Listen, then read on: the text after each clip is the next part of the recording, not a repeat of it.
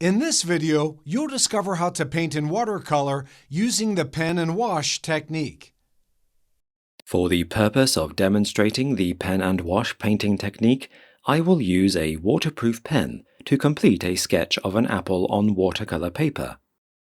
The reason why I need a waterproof pen is because a liquid watercolor paint will be applied on top of the pen marks, and I want these pen marks to stay in place without dissolving.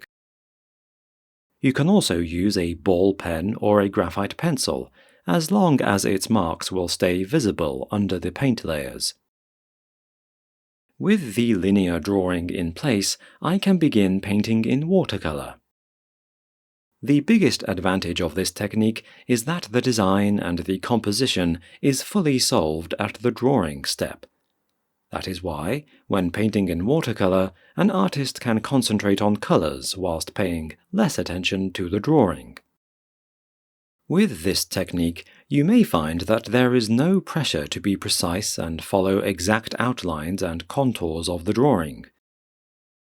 As long as the required colors and tonal values are applied somewhere approximately, an artwork will always have a very defined drawing, because it is already done in pen.